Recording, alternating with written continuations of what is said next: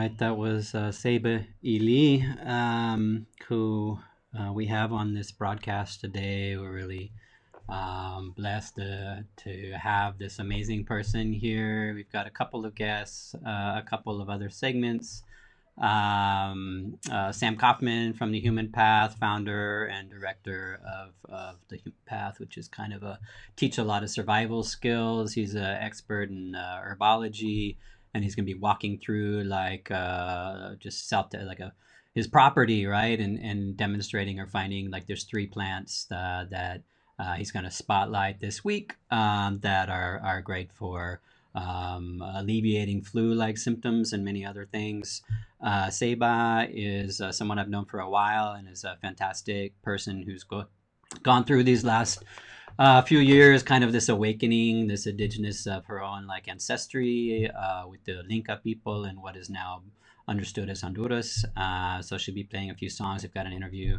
I like to start out just with a few announcements. Past episodes have kind of like gone, setting the stage for what this broadcast is intended to be. And this is a deceleration project. Myself, Marisol Cortez. In the intention, just to summarize, is to continue to hold community space while we're all kind of scattered and dislocated and feeling separate, feeling afraid, a lot of people out of work, just a lot of that stress is to reject kind of the message of social isolation. We're physically distant, but we can hold space together, and this is our little offering, and many other people are doing likewise. We definitely don't want to allow this moment for our families, our brothers and sisters, our communities to get drawn down, through this hardship. There's going to be a lot more coming forward, coming in that's in front of us. So we need to be strong for that and support each other. So that's kind of the vision, the hope here. I want to start off just kind of offering some resources for folks who are in need, for folks who have time or have resources and want to volunteer, as well as those who are looking for assistance. So this is kind of a short list. It's a short list, but we'll get into more in the broadcasts ahead. There's a lot of people sharing some of this. I thought particularly folks would be interested in the city website. You can call, you can email, whatever your concerns, your thoughts. And again, to back up just a little bit, we want to know and offer up the comment thread here for whoever is out there, whoever finds this broadcast. Obviously, we're centered in kind of like the bioregion, which means San Antonio, Bexar County, and in the greater area. We're thinking in terms of land rather than political geography, but when we organize, we have to be realistic about where the power sits and how it functions. So please use the comment section to let people what you need, maybe what you have to offer. And there may be somebody there who can respond. So it's just a little like extra opening for you. So please use it. Meals on Wheels, I wanted to highlight, they serve about 5,000 homebound seniors, mobility impaired people. And they're doing these food supply boxes that last for several days. They're $7 a box. So if you're able to support, it's a great deal. They do great work. And I want to highlight, not on this list, but I want to highlight here in the south side of San Antonio, Fuerza Unida has been doing food distribution, and I can vouch for them 1,000%. Good people doing authentic, solid work. So check them out. It's just fuerzaunida.org. Restaurants, private individuals, private businesses are doing a lot too. And just to highlight one, I've been watching on Facebook, like a lot of us, getting a lot of information out here. Folklores coffee shop on the south side also. I've been watching them collecting food, collecting dry goods, and distributing those. So it's the big groups, Meals on Wheels. I mentioned the food bank here, but also community groups. So support those who know their communities. The blood and tissue. They're always looking for folks to give blood, and I went and checked their website, and they do say at least they're practicing social distancing. Maybe a benefit is if you go in, they're going to do a rudimentary screening, right? So they're going to take your temperature. They're going to ask you questions about where you've been or how you're feeling. So that may actually be something to offer some assurance for folks who aren't quite understanding what they should be watching for, what the signs or symptoms are of COVID-19. The food bank do also home delivery, which is really, really important right now, obviously. If we don't have to go out, we're not supposed to go out, but for essential items. But that's also for mobility impaired and the elderly. But they also say on their website, if you come out, they have a Farm Fresh Saturdays tomorrow. So they're going to be having boxes of like fresh food. They've got a huge garden out there. And that may be something that some folks are interested in. Um, and I didn't drill down into this, but they also offer, there's a link on there where they're saying if you're looking for ways to connect to your local, like your hyper local community, your neighborhood, and you're not sure where to go, that they have a database or they have people that will help. Check it out and let me know. I don't know exactly what's there. But then a big one, we've got a middle schooler that's home, probably not going back to school until the other side of the summer. This is most likely a situation that's going to, lurch and hobble along for quite a while, longer than has been suggested. I think there's been a lot of optimistic pictures painted for folks from the very top, right, from the White House on down, and it's just ill-informed, and it's probably intended in some cases to encourage people to just relax and be at ease, and I definitely recommend that too. Because that's good. I mean, that's good for our immune system to be able to relax, to be able to understand that what we're doing, that there is support, right? And we can find each other, and we can find ways to connect and hold our communities together. I myself can speak to kind of the anxiety of that. About 3 or 4 nights ago, I got a sore throat, and middle of the night, and I woke up, and my mind just started going. I mean, it was like going, like, oh, you've got it. You're gonna die, and all of this, right? And we know that's not the majority of people who contract COVID-19, but it's extremely dangerous. But like I'm just saying, like my emotional response was pretty extreme, and so I'm reaching out to folks who do like breath work and meditation to do little segments in the future for that. But the breakfast and lunch, to get back on that, there's a short URL. There's a really long one. This actually goes to a page, Express News, San Antonio Express News page, where they'll take you from Northeast to Judson, Harlandale, Bernie, like the whole gamut. These schools and school districts, many of them are they're not doing daily. Maybe it looked like they were doing like 2 or 3 days a week. But if you check that link, check that hyperlink, and connect with your school district, there's pickup times, right, and locations, campuses you want to go to. So please make use of that. And we also, in these broadcasts, I'm trying to move quickly because I want to get to our guests, but we want to highlight ongoing political activism and ways that people can be engaged and continue to hold power accountable and push back on at a time when there's a huge power grab, right? Around the world, authoritarian regimes are like rushing in to fill this like uncertainty and this fear. And we need to watch it here at home too. But when it comes to just taking care of our families, I got an email. I noticed this Rent Strike 2020, where it's not just rent, but mortgage payments, utility payments, calling on the governor to put a freeze on all of this. There's a contact email here to get more. That short URL goes straight to the petition. So drill in there, check that out. The language of this, and this is looks like it's a partnership of multiple organizations. Socialist Alternative, Rose Caucus, Youth Climate Action Team, Youth Climate Strike, and others. So the suspension again of rent, mortgage, utility payments for 2 months. I think we're going to have to go quite a bit farther than that. And we know in San Antonio, CPS Energy, city-owned CPS Energy and SAS, that they, are saying that they're going to, no longer they're going to be cutting people off.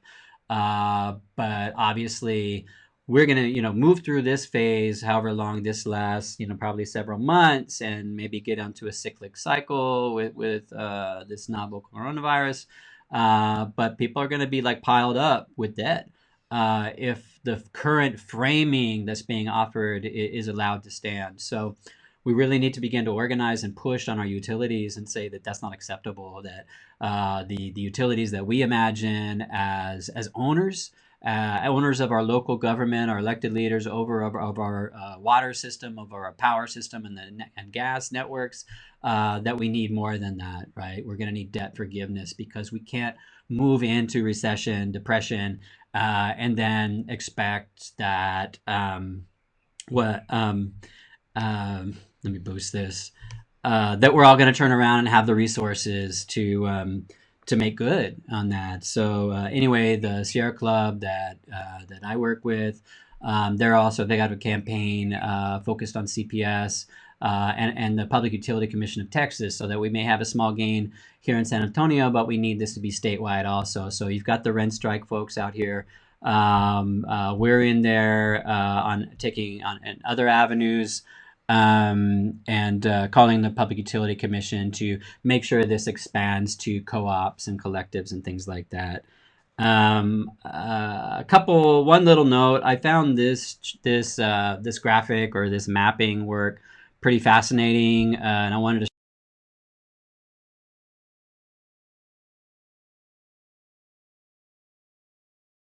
muted that whole time. I apologize, y'all. Just to back up real quickly, so this is just to say, I just want to spin over this. This is cell phone tracking, right? This was Tectonics is the company. They wanted to look at what was going on and how the populations were moving in the early days of COVID-19. And so they went down, they were looking at spring break, and segmented out this population. You can see they're targeting the beach right here.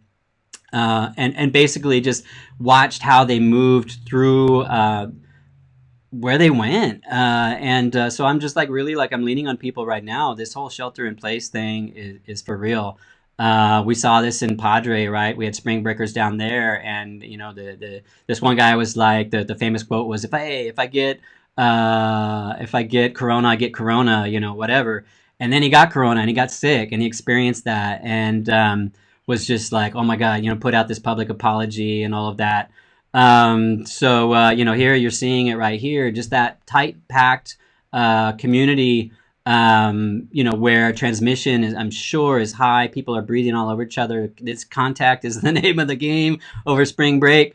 And so that feeds into kind of this idea of what's spreading coronavirus. And the reason why I focus on this show early on with the plane travel and that kind of stuff, because it is a lot about not just globalization, but jet set, right? I know in Colorado, a lot of that, the spread was due to, I think it was an Italian group that was up there to ski, affluent, right? Having money coming in. The same thing, we read about Congress people and celebrities, the cruise ships. I mean, this is about, people going in, packing in, and just moving around the world, really, on a rapid clip.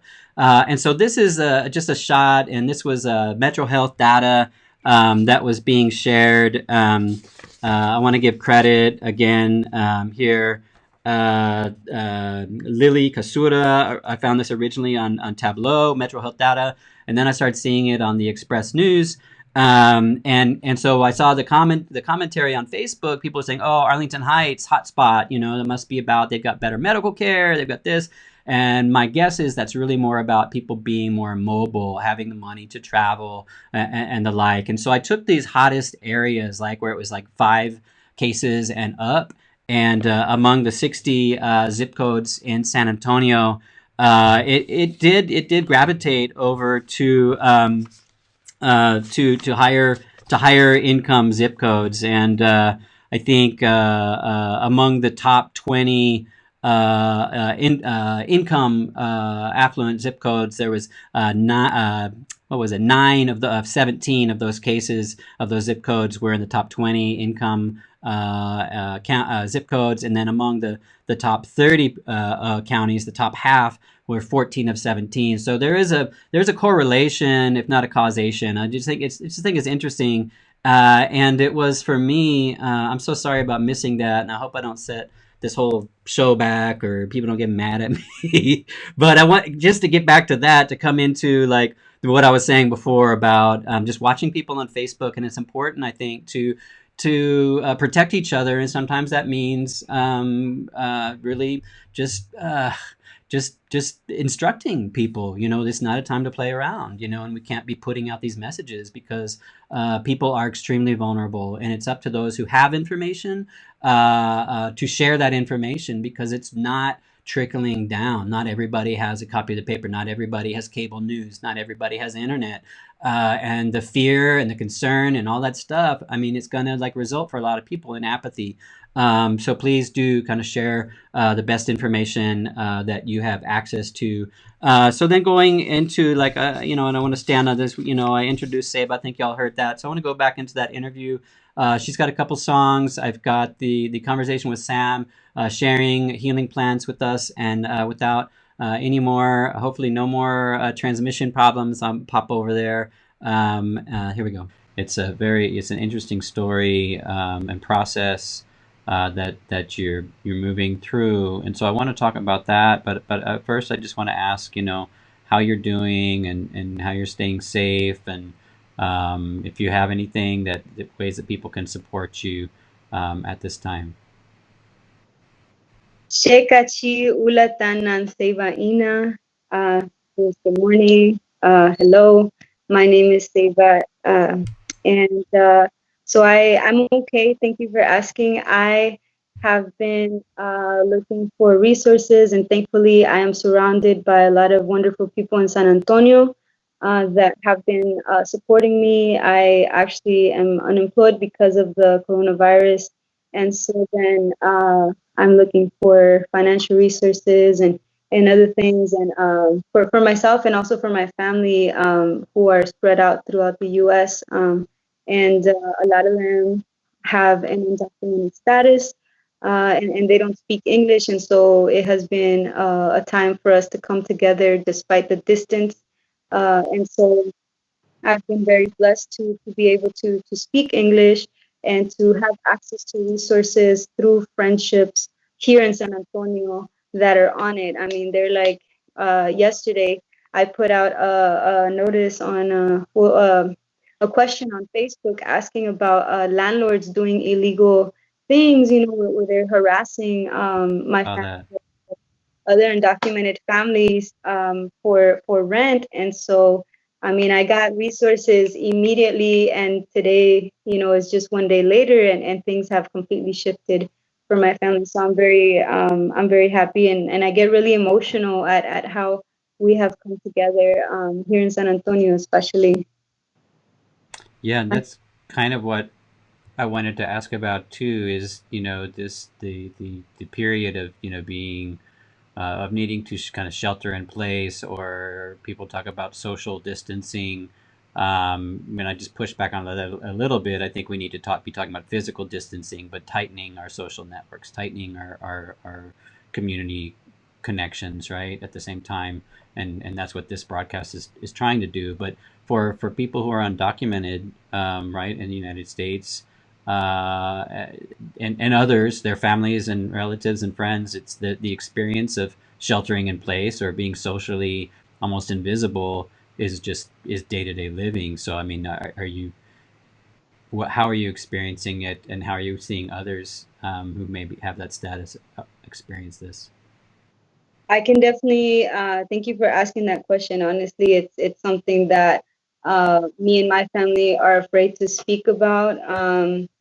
Because we are always, we live in that constant state, like you're saying, of wanting to be invisible, because we don't want to call attention to ourselves. We just want to live a peaceful life. We come from such a violent, traumatic place like Central America. That right now is they're being militarized heavily in the streets. Where here we're being asked to stay home. Like over there, it's like you go out into the street and the military gets violent with you. And so we're here, and so we just want to be invisible because we've experienced that kind of treatment historically. Um, and so, for us, it's like, welcome to our world. Like social distancing is something that unfortunately we are told from a very young age to do. We're told don't open the doors, close all the blinds. Like if our parents had to go out, they didn't always have resources to be able to give us babysitters or other forms of caring for us. So we had to take care of ourselves, and they're like, don't open the doors, don't look out the window, stay away from the door, stay away from the windows, don't go outside. And so we didn't understand what that was. And that was like every single day of my childhood, up until I was 18. And so we were always afraid. And I didn't understand what we were supposed to be afraid of, but we were afraid of people because we didn't want to call attention to ourselves. And so that goes further, back into history, like not wanting to look indigenous or speak our languages. So I identify as Lenca Maya. And so the Lenca language is now said to be extinct, for example. And so we weren't allowed to speak our language, or else we would be, uh, you know, um, we would get in trouble for that. We would, sorry? Oh, just it's that process of cultural genocide, right? Exactly, exactly. And so then we had to constantly like hide who we were, or be, careful of how we go out into the world outside of our homes. And so it is a great point that you're making, that we've always had to try to make ourselves invisible and shelter ourselves and our families so that we can continue to survive through these times. We're not able to travel freely, and for me it's something that's so personally painful, because knowing that we are people that migrate, all people, not just Lenkas, indigenous people, that we cannot just go out into the streets and go work because we're afraid that we're going to be picked up, maybe not by a virus but by predatory systems, and separated from families again and again and again. It's really traumatic. Mm-hmm. And feeling as someone that's supposed to be able to migrate and travel freely, like it's especially frustrating for my family. It's become a norm, and they're like, oh, it's fine, we just deal with it. But I think that's just where they have to be mentally, so that they're not constantly stressed by it. So how did you come to be aware or come to embrace your indigenous identity as a person of Linka descent, and how has that changed the way you live, or in this case, your music, and how you identify yourself, your name, Seba? So I came to it watching a lot of other indigenous people here in San Antonio, actually. The Calpulis, Yolopatsin, the Mexica dancers, Society of Native Nations, the Coahuiltecos, all these different groups that exist here in San Antonio made me question, like, okay, well, I come from over there.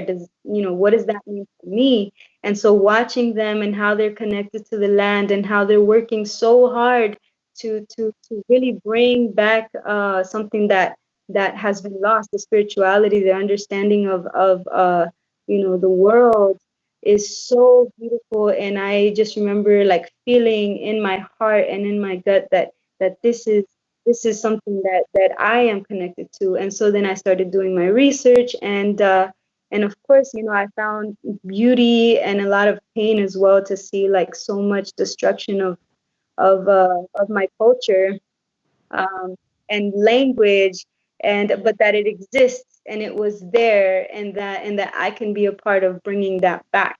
And so I would watch, for example, Laura and Made, singing songs in Nahuatl, and singing songs. You have to identifies. You're talking about Laura Rios. I mean, That's it.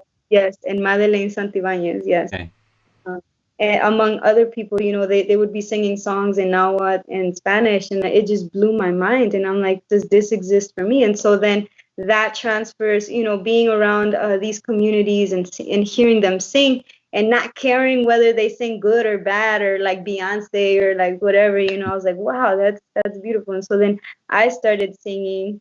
And then I remembered that when I was young, I've always wanted to do that. And so I think for me it was like being able to merge the music and this revival of who we are as a people from Central America can come together so beautifully, and I can Mm-hmm. create songs that will translate Kotik and Spanish so that we can begin to move our tongues in the same way that our ancestors did. Well, it carries through, and that's one of the reasons. I mean, I've only seen you perform a couple of times, and not with the full band, right?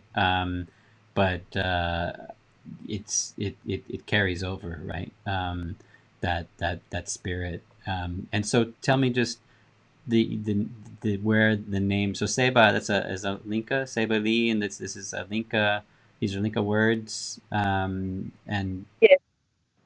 Ceiba is the name of a tree that has spiritual significance for not just the Lenca, but just wherever it grows. It seems from the research that I've done, wherever it grows, the people that have been there for thousands of years have an understanding of this tree as a spiritual tree that cannot it doesn't just represent the different spiritual dimensions, but it also can take you different places. There's so many stories which are labeled as myths, but the people that live on those lands, they believe that these trees can transport you, almost like the movie Avatar with the blue beings and Ewa, the way they connect with their hair to the tree.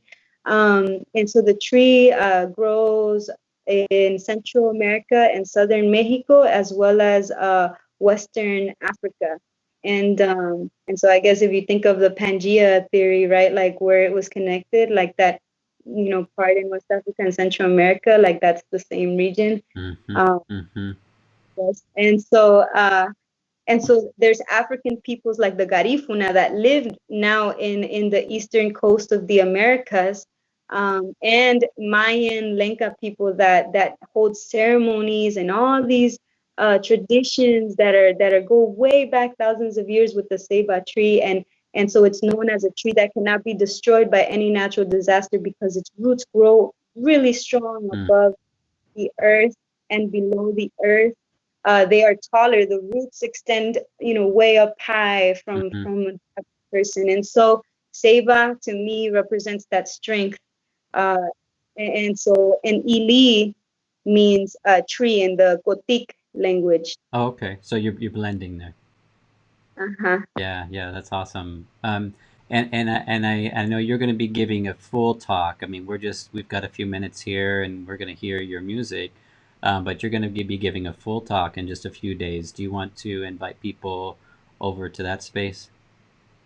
Yes, yes, yes, of course. Thank you. Thank you for mentioning that. Are you still there? Yeah, yeah. Is one question. Okay. So I have the pleasure to be working with Iris and Laura with Chica Nation and Mm-hmm, Chica Media. mm-hmm, And so they're also bringing people together by um, holding their own how would I call it, transmissions, or Like they have they started a pod. Is it a podcast or broadcast from it's it's a broadcast, yeah. like Martinez Uh-huh. Street or? Yeah, kind of like that. And Mhm. so they're gonna be hosting an interview with me, and it's gonna be. I'm looking for the flyer right now. I I don't can want to. post the flyer. I'll tell you what I'll do is I wanted to make sure to mention it and offer this conversation as kind of like setting it up, But I'll post the flyer on here and blast the details up for folks. But did you want to offer? I know we also talked about we've just got a minute or two left, but Yeah. the importance of organizing other people of Linka descent who a lot of people who aren't even aware or claim or understand the identity. But do you want to just put a call out maybe to that effect? Yes, thank you so much for mentioning that. So the call out that I'm doing is I've been able to connect with other Linka people across the United States, and we have come to an agreement that we should be having an encuentro or a convening of Central American peoples, specifically the Lenca and Pipil community, because the I consider Berta Cáceres like a chief, like a Lenca chief, and her daughters, For when sure. they came, Laura and Bertita Cáceres, Berta Zúñiga, when they visited here in San Antonio, we asked like, what can we do, as Hondurans that maybe are displaced or in another part of our territories. How can we help? And so they said, we have to organize ourselves here and see how we can help people over there, because they're getting tortured, they're getting killed.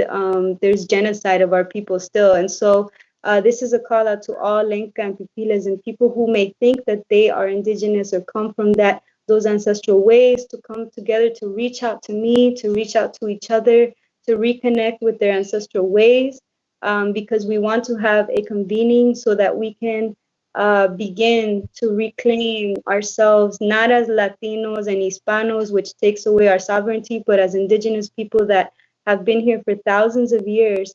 And so I invite you, if you are listening, to reach out and to start these conversations of lengths coming back to the land. Okay, we'll share some of that contact information also, the best way to contact you, and during the performance portion, we'll Yes, put up some ways that people can support you as an artist during this time as well. So yeah, thank you.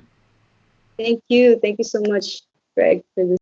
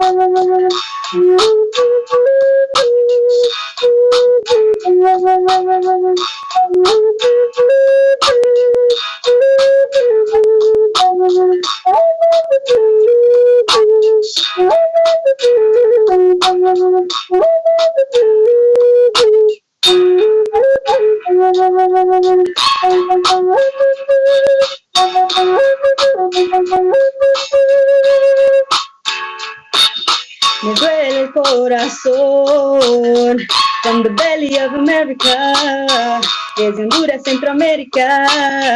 My umbilical cord was buried, yeah, yeah. Like a true Lenca Maya, telling you this ain't no invasion. You putting our babies in cages. Call it a caravan, call it what you want. These are the bloodlines of the Tawaka. Misquito Maya Lenca Gari Kuna. And if you forget, yeah, I'm here to remind ya. You trying to act like this dark skin is something new. You on indigenous territory, cause yeah, we've been here, we are here, and we're staying too. We've been here, we are here, and we're staying too. Said we've been here, we are here, and we're staying too. We've been here, and we're staying too. Todo lo que toca el sol con su mirada de oro es mi madre, mi tierra, yo la adoro, yo la adoro, yo la adoro.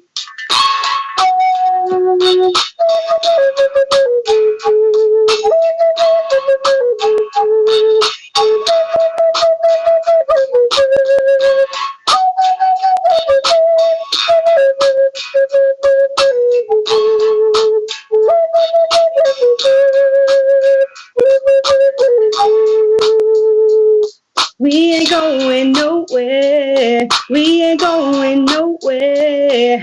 We're staying right here. tell them, we ain't going nowhere. We ain't going nowhere. We're staying right here.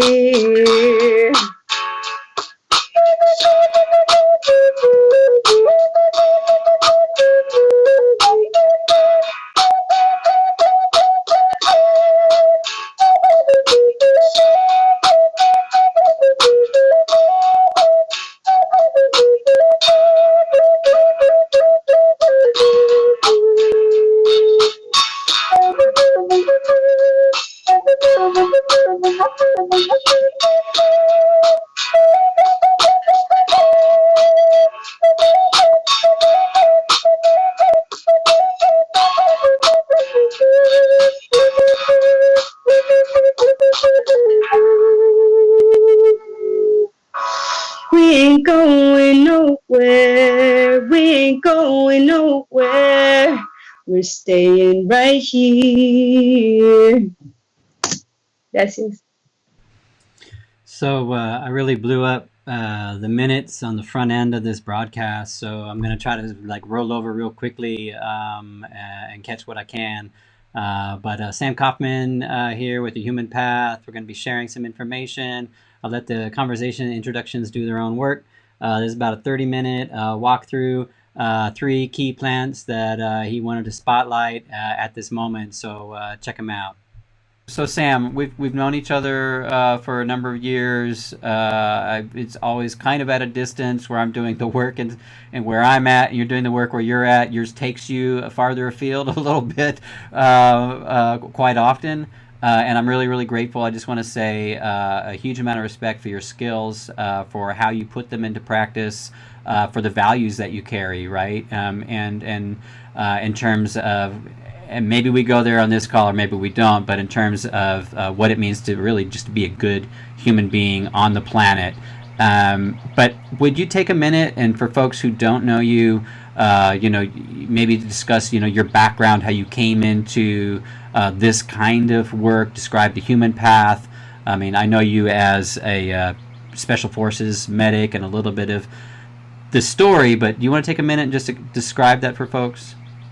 Sure. Yeah. I mean, the Human Path is the name of the school that I founded here in San Antonio about 13 years ago, and I'm from Colorado originally, and this school has really been a lifelong, not just a dream, but a vision and a working process for about 30 years. I had a lifelong, but 30 years, and maybe a little bit more. Yes, you're right. I started out.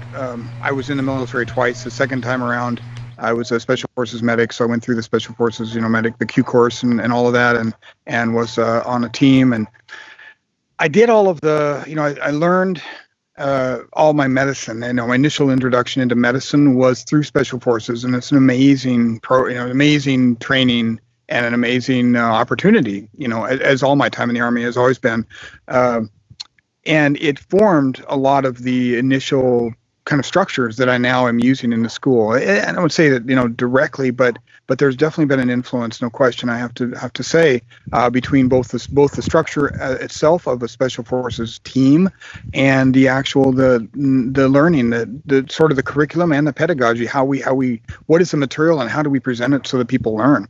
So what we have is sort of a similar concept to a special forces team in the sense that we have different paths.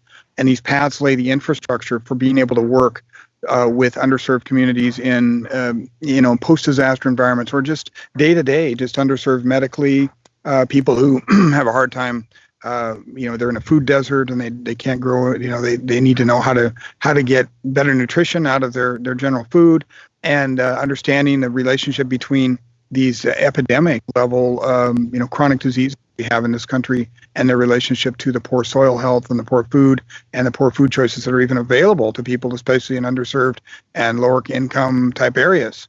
That can be the same, you can go to an H-E-B in Austin on the poor side of town and it looks like a glorified convenience store, and you go to the other side and it looks like a Whole Food. So it's really a chronic issue around the country on the chronic disease side, but then also in terms of just acute disease, how do we deal with this in post-disaster settings and the situation we find ourselves in right now? So all of those things kind of lead into, if you're going to ask yourself those questions, how would you deal with this on a medical level, especially if you're using plant medicine, botanical medicine, which has been my thing for the last 30 years, and figuring out a way to integrate plant medicine into an austere, post-disaster, remote, or just day-to-day environment where we can be comfortable using it for all these things and the gaps that it fills that are out there in our healthcare system and in our allopathic and pharmaceutical medicine approach. So a situation like we're in today starts asking you these questions: how would you do this? And the answer is, for me, has been by creating an infrastructure. And so that's where that kind of full circle, where I started on this, talking about, special forces team and the concept of paths, gave me this idea for being able to create an infrastructure that supports a medical mission and an underserved medical mission, a medical mission that relies primarily, sometimes even completely, solely on plant medicine. And so that means that, we have to understand concepts like off-grid engineering, like water purification. We have to have clean water. We have to have understand concepts around like being able to, have good soil health and grow, be able to grow herbs in the first place. We have to understand how to scout or get into contact with communities and find out what it is that they need, not what we think they need, but what they actually need, and how we can help with that. And all of this ties into sort of this whole flow of pedagogy, then how we teach at the school, where we start off with didactic, which is largely online. We probably have 1,500 hours or more online curriculum. Then people come down to our 50-acre campus north of San Antonio, and they can get all this hands-on intensives and hit the ground running with, actually doing the stuff. Then we can add in sort of an element of adrenaline and start putting in scenario-based training. And then finally, through our outreach organization, Herbal Medics, we can actually go out and help folks that need help and are asking for help, and then give our students real-world experience, a chance to really make a difference in other people's lives by using botanical medicine and all these principles of the infrastructure there to be able to create the medicine, create the clinics, create the infrastructure underneath that, so that we're a self-sustainable group. Right. So if we go out Right. to Hurricane Harvey, we're not showing up and bleeding and draining other people's resources just so we can be there and quote-unquote help. We are completely self-contained as a unit, taking care of our own food, our own water, our own medicine, our own, taking care of our own teammates, our own security, all of those things, our own scouting and all our information gathering and all those things, to be able to really provide a quality, full spectrum, quality medical service that is, like I said, largely, maybe solely botanical medicine. Mm-hmm. Yeah, and I like you mentioned a couple of things that I really appreciate, the kind of distinguishing between kind of acute crises and chronic, and also this idea of equity and inequity kind of in the system, where we talked with Dr. Adelita Cantu from UT Health Science Center, where she described this moment as, peeling back a Band-Aid, that we've had underlying all of this and informing and exacerbating this current crisis, long-standing generational inequities in this country. And you just described kind of north side, south side, HEBs in San Antonio as an example. I know you've been into areas that were doing disaster response, acute crises, and as well as long-term, just the results of long-term kind of neglect or oppression, of different communities in different countries. How would you describe this moment in terms of the acute elements, the chronic elements, and you've described a range of responses and the needs for people to be prepared. But could you also kind of identify, apart from the virus itself, where you see the top risks? Before we do our, a plant walk, kind of how you identify, would rank the risks that we're in right now. Yeah, and this is a full spectrum disaster in that regard. I think we've got a little bit of everything, right? We certainly have the acute infectious disease as the primary issue. However, there's so many things leading off of that, just mass panic and complete overwhelming of existing medical facilities, that mean that somebody who's got that high blood pressure or has a problem that they would normally go to a doctor for, they can't do that now anymore. Not only maybe overwhelming medical situations, but just it's actually safer to stay at home than it is to go into an ER if something happens. That might have been originally something that would be no problem going to an ER. Now, this brings to light, I think, a lot of issues that we have in this country. We are a first world country, no doubt, a large part of our country. However, as you mentioned, and I mentioned, we have communities in this country that are absolutely living in a third world, well, developing nation, whatever the term you want to use. But less than first world environment where people are actually having to walk to get water every day, where people don't have power.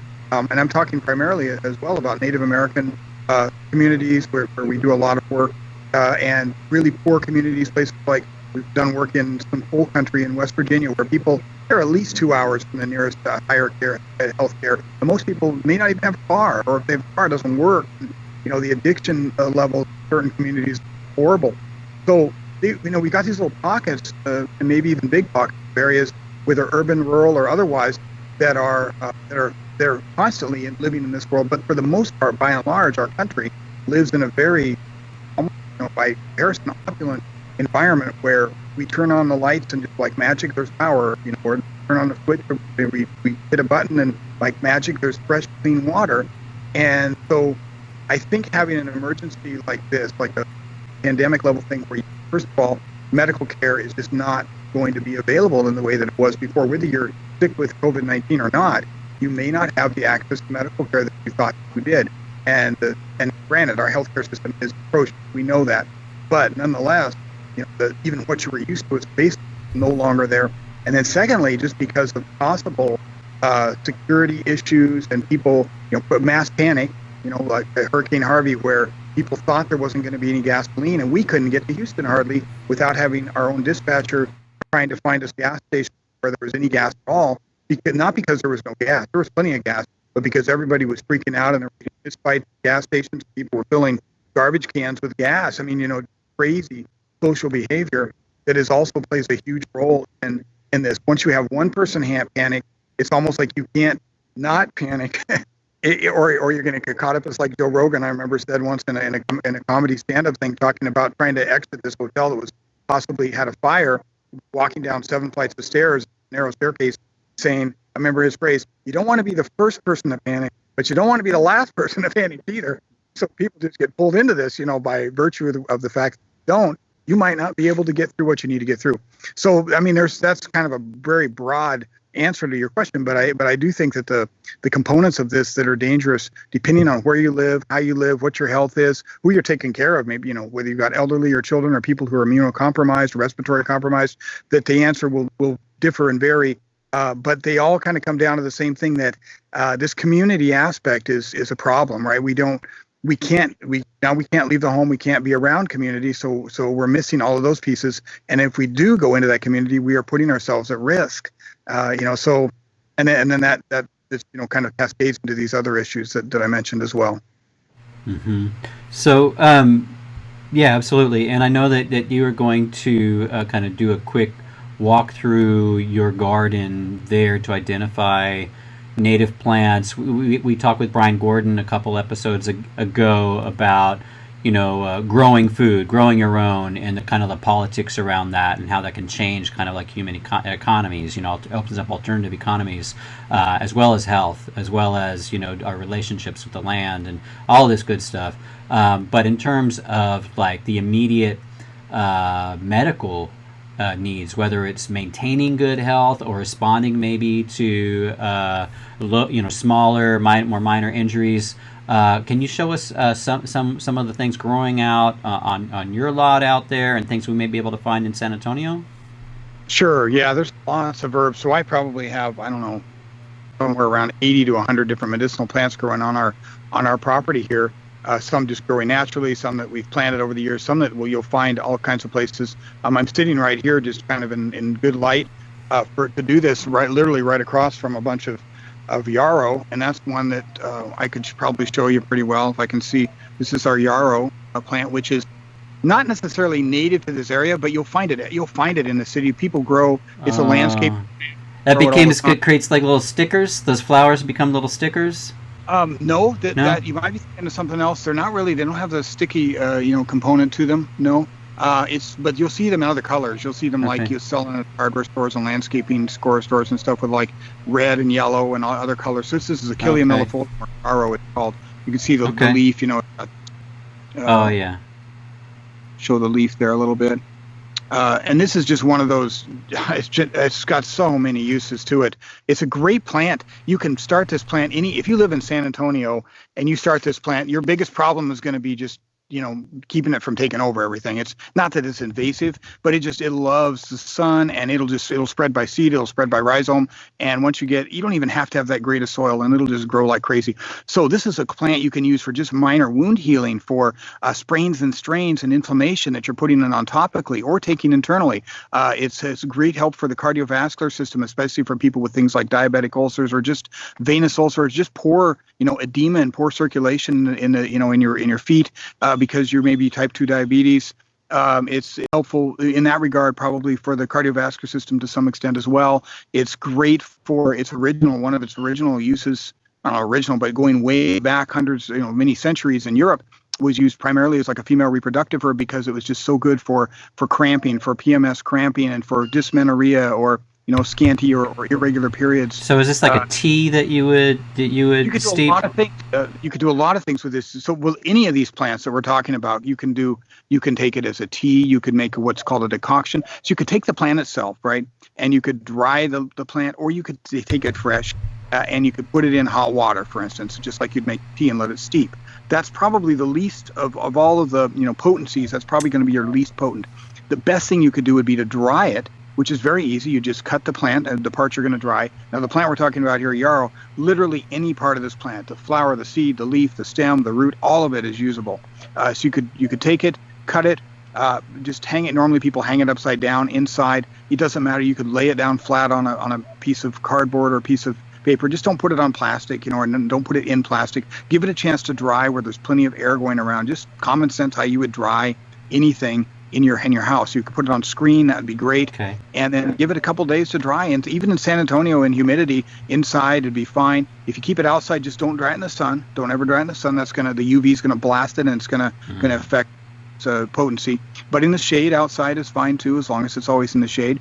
And it's gonna take a day or two to dry it. Then once it's dried, you can store it. Then you can put it in a mason jar and store it in an airtight container for quite a while, for many months, as long as you don't have any water content. Of course, you could put it in a food dehydrator and dry it that way.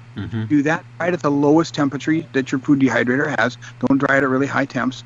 And then once it's dry, of course, making a tea out of it, or we call a decoction, where you put all of these herbs into water, and instead of just pouring hot water over it and letting it steep, we put it in water, and then we kind of simmer that water for a while, for about an hour or so. So that really concentrates it. So if I was going to have to use this plant fresh, that's probably would be my first choice, just because it's harder to get all of the constituents and all of the medicine out of this plant when it's fresh. To any plant, really, usually when it's fresh than it is when it's dried. It's just those dry plant cells just burst with that hot water, and really you get all of everything from that plant out, generally speaking. So can you put it on the video again and hold it for a second? The main identification here, you're looking at kind of this, looks like fern almost, leafing and small clusters of sometimes white but sometimes other colored flowers. Well, generally, so the color of the actual. So here's the thing: if you get like the hybrids that have different colors, they're probably not medicinally very effective. Okay. You want the Achillea millefolium, so the yarrow. It generally has a white flower to it. It's an aster family plant. So, but if you look, the identification you're probably going to see is, like you said, is sort of these fern-looking leaves. Let's see if I can get down here to where you can kind of see the fernish type leaf on there. And when it first grows out of the ground, that's what you're going to see, is these little fern leaves, tight looking leaves coming out. Having the flower, though, helps to identify, and that's probably in San Antonio. I mean, you're a little bit into the hill country, but it'd be similar growing season here, I'm sure, right? We're actually 8A up here, and San Antonio's 8B, so so there's definitely a little bit of a difference. But you would have, this plant will grow all the way up in you'll see it northern. Okay. So it's a really easy plant to grow. Okay. Highly recommend anybody who's interested in herbal medicine, get some yarrow plants, just get some yarrow seed and plant it, and do very well in the garden. Okay, good. And again, the key for folks on that's, you mentioned diabetic or pre-diabetic folks, or good circulation or wound care. Right, wound care. I didn't even get into there's so many things people do for this. It's a great cold. So go back here to COVID-19, and of course, disclaimer, I'm not saying anything here is going to be a cure for COVID-19, but if you had typical cold and flu type symptoms that you would get with that, or any flu virus, it's a great herb for that. We normally put that with things like elder. You've heard of elderberry. Right. Elder and yarrow, boneset, ginger, all of those plants go together really well in sort of a cold and flu formula because they are good, what we would call eliminative herbs, amongst other things. So they make us sweat a little bit. We urinate a little bit more. We get stuff moving through our kidneys and liver. We start to detoxify. I mean, our body, our immune system is constantly, detoxifying, is breaking down things that are in our system that need to be broken down, that are toxins and waste, and metabolizing the things that we need to metabolize, and then getting rid of the waste, right, through either our respiratory tract or our skin or our urinary tract or our digestive tract, right? And so this really increases that through the sweat and through the urine and it's a little bit of a bitter as well. It's a good digestive herb in general too. Okay, great, thank you. And so what else is there around you that you want to share? Well, I'm sitting right across. I'm just like there's right here, but let's see if this isn't too sunny. Let me walk over on this side. This might be helpful. Kind of hard for me to see how bad bright this is. Oh, here we go. So here's one that you see down all over the place right now. Hold on a second. See it all over the place. If I can hold this right. Get something, and I'll just let you tell me what this is, because you know what this is. Oh, sure. Yeah, we've got a couple trees of that going right now. Absolutely. Yeah. Or lopar, right? Lopar, or is that the same? I hear people also say Chinese plum. Is that the same? Yeah. Okay. Exactly. All right. Chinese. All right. Thank you, China. Just any opportunity. Right. These just love San Antonio, and San Antonio weather. You're going to see these everywhere. And there's just such great trees. I mean, this tree here, I know you probably can't tell from here, but it's probably 25 feet high at least. And it's just, look at the loads of fruit. And it's probably only 8, maybe 9 years old, so they just grow like crazy. Of course, I've been working on the soil for a while, so it's got good soil. But so for this, what we normally do is, of course, it's a food. So we got to say, the fruit, that will be orange very soon, right? So that's the easiest way to find that tree. Right. Yes, right. In fact, it probably is already turning down there. It's kind of probably yellowish around San Antonio. Up here, we're about a week or two behind. But I say up here, we're all of maybe 800 feet higher, but there is a difference. But what we can use this for, so the leaf is what I use medicinally on the plant. Now, traditionally, there are some other parts of the plant that can be used, but the leaf is generally what I use. And I like to take the fairly young and, vibrant leaves if I'm going to harvest them that way. And they are... they're really, so a couple different things we use them for. One of them is it helps normalize blood glucose. So for people who are having a difficult time, this would be more of your type 2 type diabetes, where you just, maybe you're pre-diabetic, maybe you're just hyperinsulinemic, you're not really, maybe not on metformin or anything, but you're just having a hard time balancing your blood glucose. It's too easy to gain weight, or, you get this really bad, you always have to eat sweets after your meals.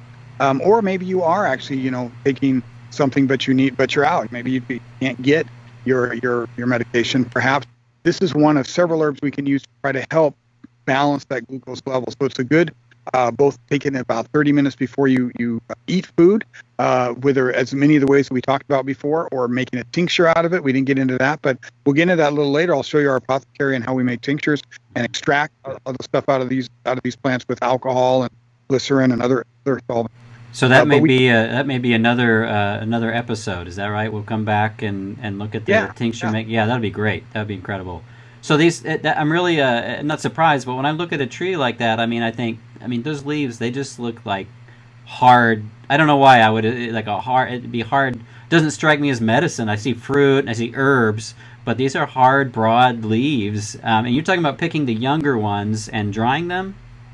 I do. I like the younger ones, but like any of these, so like this one here would certainly be fine. Some of I just like them when they're a little younger and they're a little more vibrant, So like down in here, even some of these over in here. This is a good one here. It doesn't take, they're big leaves, so it doesn't take much to be able to make plenty of medicine. And then I would dry them. You can tincture it. So we'll get into that when we talk a little bit about tincture, and you could tincture fresh as well. But I prefer to dry them, and so. What I'll do is dry them and then either macerate, or more normally what I'll do, percolation tincture, which I can demonstrate to you what I'm talking about there. The thing that's nice about doing something like a tincture, an alcohol tincture, or even a glyceride, is that you have then taken something like this herb and you've put it into a form that's much more easy to dose. And so it's very difficult for tea or a decoction first of all, you're stuck with that flavor. So if it's really bitter and hard to take with a tea or a decoction, it's going to be difficult to take, and especially if you're giving it to a kid or somebody. I mean, people just have a hard time sometimes taking, bitter medicine. But if you're doing a tincture, it's a small amount that you're being able to take because you're getting a very concentrated version of this plant that you can get and take a small amount or dilute it in something that doesn't taste so bad, and it's easier to dose and say, well, we're going to give you the small amount versus if I did this fresh, I'd have to eat 2 or 3 leaves. That's practically impossible. I mean, you can't do that. So this is why we have to kind of go through the whole medicine making portion of this, why it plays a big role. This is why it's really cool about herbalism. I like so much is that if you're a clinical herbalist, you're playing a lot of roles. You're playing, medic. I don't want to say the word doctor. Obviously, we're not a doctor and are not licensed healthcare practitioner, but you have to play that role of that a doctor plays in a healthcare position. If you're a clinical herbalist, you have to be able to take an intake and figure out what's going on and work with a person. You have to also be a nurse. You also have to be able to play that role and be able to help somebody and do follow-up and figure that out. You have to be the pharmacist, and you have to play that role where you are making the medicine and understanding what solvents to use best to get the medicine out of there to begin with. You have to be a gardener, and you have to understand how to grow the herb, or you have to be a wildlife and a naturalist and understand how to identify it in the wild and be able to pick. There's all these broad spectrum of talents and skills, and really it's an art and science that go into this that make it so much more satisfying than just taking one little piece of the whole puzzle of medicine, which is what I like so much about it. But I didn't quite finish with this. What the thing I was going to say about this leaf is it's a very potent anti-inflammatory type effect that it has, especially for things like chronic inflammation. So we could even use this in we could use this in a mixture with with the yarrow and some of these other herbs for somebody with cold and flu situation where we just got a lot of inflammation going on, a lot of pain around that inflammation, and when I say inflammation, the problem is that we translate that immediately to the pharmaceutical concept of an anti-inflammatory, which is far different than the botanical version of an anti-inflammatory. Plants have an effect. First of all, you have to understand that if I take this leaf, I'm talking about probably thousands, maybe tens of thousands of constituents, alkaloids and terpenes and different types of constituents that are in this leaf, not just a single constituent in a pharmaceutical like penicillin, one thing. We're talking thousands, tens of thousands. Our body has co-evolved and cohabitated with plants for probably 1 million years as our species, and our bodies know what to use and how to work with it. We have to trust that a little bit. So when we use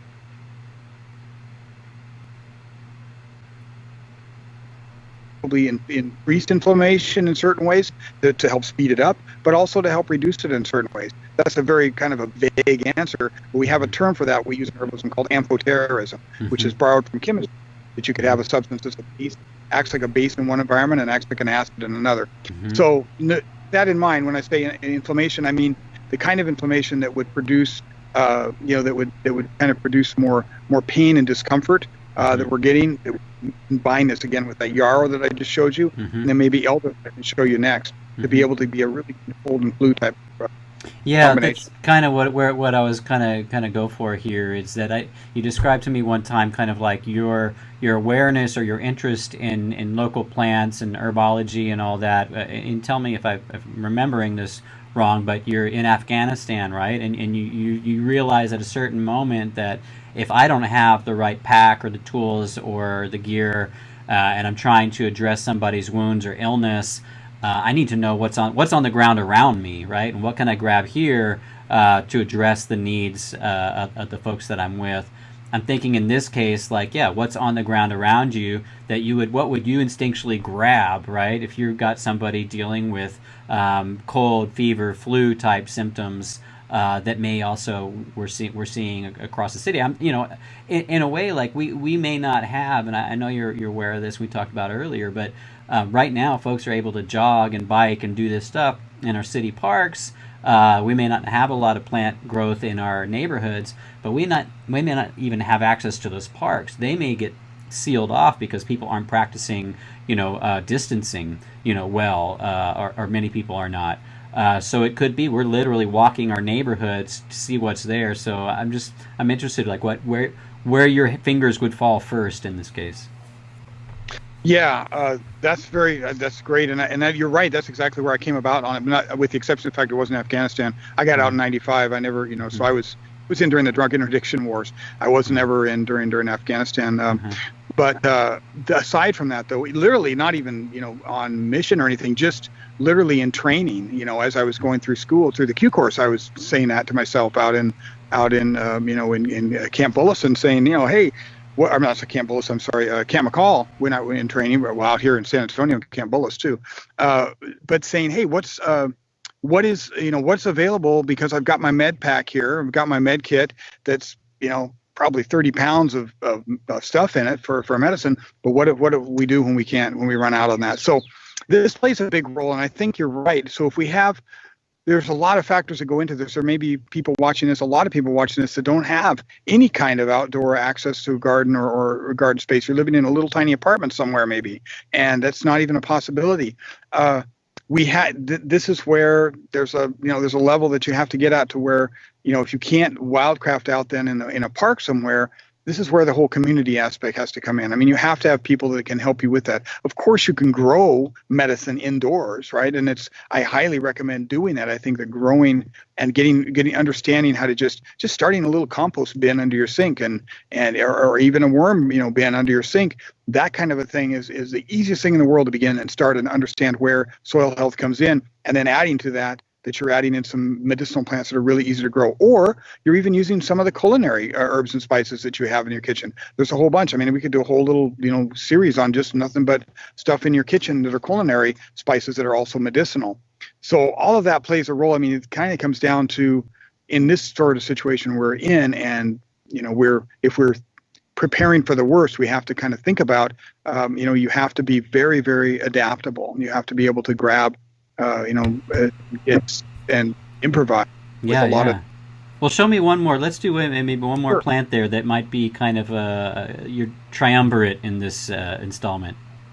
Yeah, well, and this is one that's gotten so much attention recently on social media, both positive and negative attention, and it's all over the place. I just did a bunch of trimming in here to get more light in this part of the garden, so I'll see if I can get you a close-up of a leaf here, and you can see, and then the bark as well, it kind of gives it away. This is elder, so this is our Sambucus species, and I'll show the bark kind of starts to, as it gets older, gets these little warts kind of on the bark that you can see. Let's see if you can see that. Oh, wow, yeah, definitely. So this is what the bark looks like. And then, unfortunately, it's not in flower yet, but you'd see these gigantic flower heads, and then, of course, the berries, the big elderberry. Mm-hmm. So everybody's probably familiar with or has heard about elderberry syrup and elderberry this, elderberry that. Yeah. The point is that you can use multiple parts of this plant medicinally, and I prefer the flower to the berry. The berry is fine, but the best, in my opinion, is to mix it all together to get the berry, the flower, the leaf, and even the bark, and even the root. But the bark, the berry, the leaf, and the flower all together make a really good component or together, kind of a gathering of all these different parts of the plant that make you really good medicine. To go in with the loquat, to go with the yarrow, to be a cold and flu type herb. There are so many things we can use elder for, sort of like yarrow, but one of the things we use it for a lot is sort of this cold and flu type herb, an herb that helps us with the inflammation. It's both pro-inflammatory and it's also anti-inflammatory in the right ways, again, this amphoteric way. So you find that if you're taking it when you're having a cold or you're having a flu, it helps open up, you're able to breathe a little better. It helps a lot of the pain, the muscle pain start to go away. It's an eliminative the same way that yarrow is, so you're going to sweat a little bit more, you're going to urinate more, you're going to excrete more, right? All of these things are going on as well. It's again, it's got many other uses, but primarily for me, I like to use it for respiratory tract and lymph and immune type support. So I would say, in all, if we were to use these three plants, they would go well together. And in San Antonio, elder is not something that you see people, you don't see it growing all around the city by itself. But again, it's the same thing like yarrow. Start an elder plant in your yard, and your biggest problem is going to be keeping it from taking over. But maybe also that's one that you would find closer to water, I'm guessing, than like high up or in a drier area. Well, it isn't really very drought resistant. You're right, but that said, in San Antonio itself, it's fine. Up here where it's quite a lot drier might be a problem. Yeah. Okay. That's fantastic. Look, Sam, I appreciate you so much, and I just I knew right away that I wanted to talk with you, and the fact that you were in town, I wasn't sure that you made yourself available here I just appreciate that so much, and the fact that we're going to be able to return and learn more, have us into the house where you're doing the work, making the tinctures. We can learn a little bit more about that process and how to connect with the human path and with the herbal medics. I think that will be really a great resource for folks in San Antonio at just a critical time. So I don't know if you had any final words, but I just wanted to just really express my gratitude for you, for the work that you do and what you put into it. Well, thanks for having me, Greg. It's really fun, and I'd love to do this more on any kind of a regular basis. If people have questions, you can always get back to me. Our website is thehumanpath.com, and you can email me at sam@thehumanpath.com if you have questions, or just go on the website and you'll be able to track us down that way too. But yeah, I'd love to be able to share more of this information. I know that we're just on the front end here in Texas. We can see the pandemic. We can see the virus much farther along.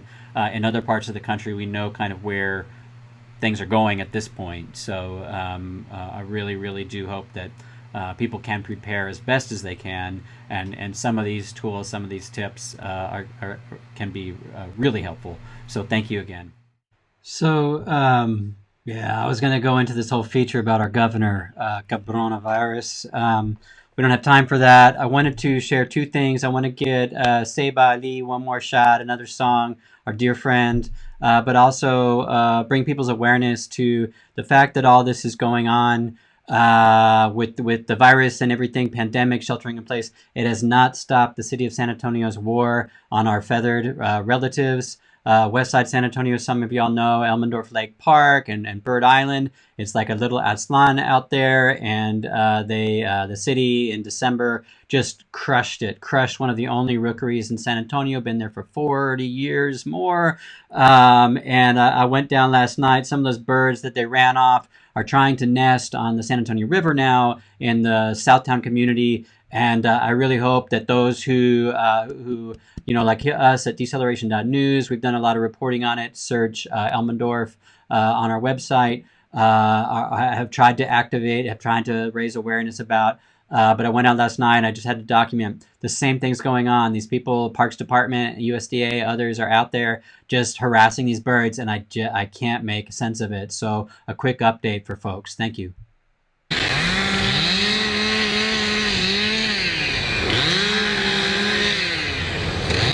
Just lost an entire rookery, one of very few, maybe one of two in the city of San Antonio, where cattle egrets, where cormorants, where herons and other birds have made their homes year after year, returned to this spot, raised their young, fledged their young. It has been a gem, an ecological gem of San Antonio. And I think what we're seeing is a refusal to share space with wild nature.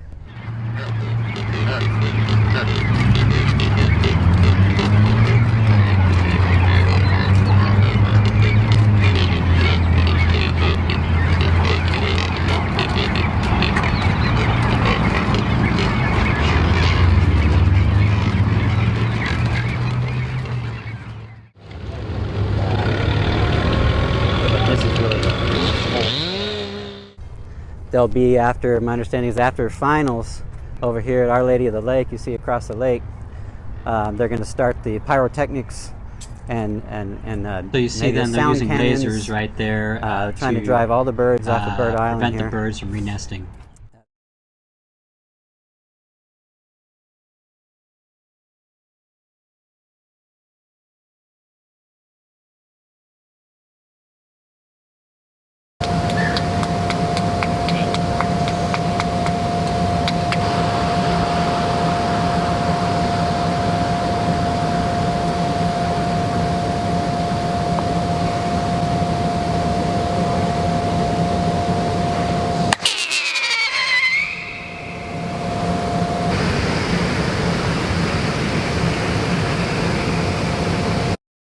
And I should mention, I've had an open records request with the city of San Antonio for over a month.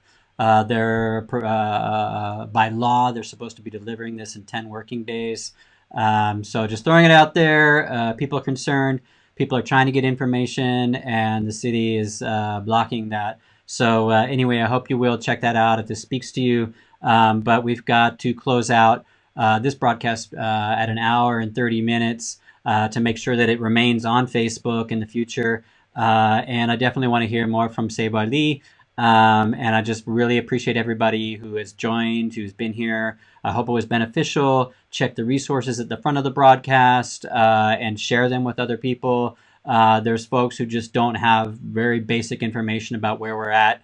I think we're in a social crisis, and so this is our effort to try to bring people and hold community to make sure that even though we're at a distance and we're meeting over platforms like this, that our hearts and our care and our concern are there for each other. And please carry that forward. Thank you very much. And here's a final song from Ceiba.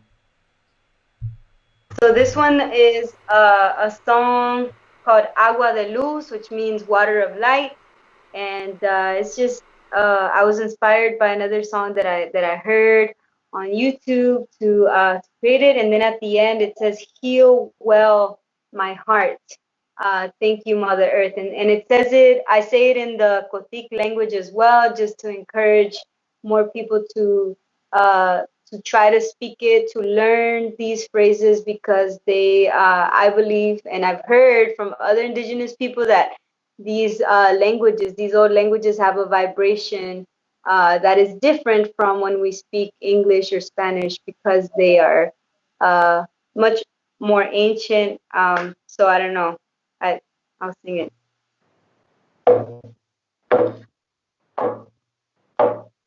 Agua de luz, agua de estrella. Agua de luz, agua de estrella. Agua que cura, agua que sana. Agua que cura, agua que sana. Agua de mi cuerpo, agua del universo. Agua de tu cuerpo, agua del universo. Agua que cura, agua que sana. Agua que cura, agua que sana. Musmutik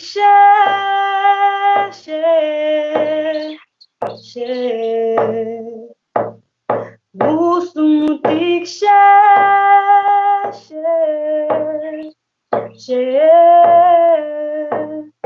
Dios nam se ilumina.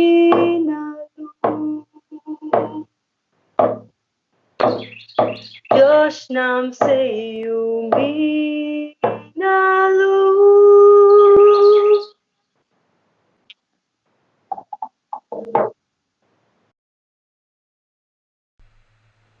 This song is called Pueblo Fuerte, which means strong community, strong people. I wrote it when there were a lot of, the thousands of migrants coming from Central America, further south, coming north. There being, I saw images of little girls falling over because they couldn't walk anymore. I saw mothers and fathers holding their babies with their feet, walking thousands of miles. And so that's what this song narrates. And so what keeps repeating over is, we've come to say that our people are strong. We've come to say that our people are warriors. And so then it goes into narrating that the earth that we walk on is our home. Wherever our footsteps is our home, because these people were being called invaders, and there's family members that were coming there with these people. There's people from my community where I was born coming from there. That is, how a lot of my family came, and so so it was to uplift the spirits with a also like a happy beat.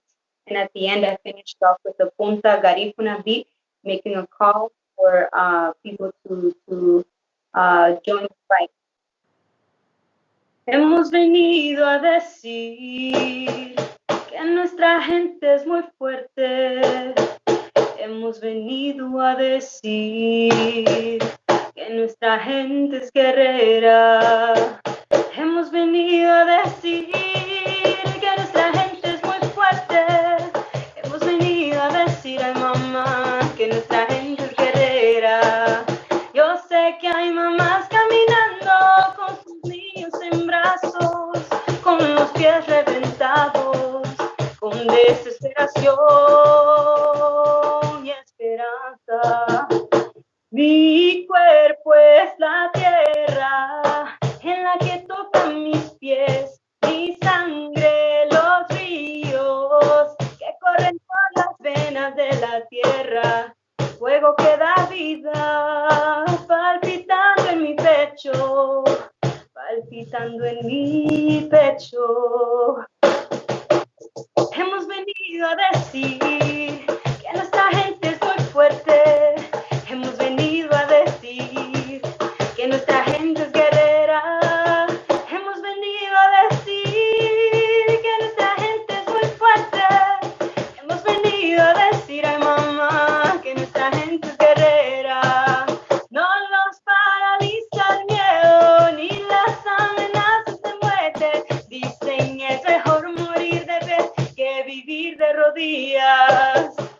Nos llaman inmigrantes, nos llaman ilegal. Tenemos sangre indígena en las montañas verdes llenas de vida.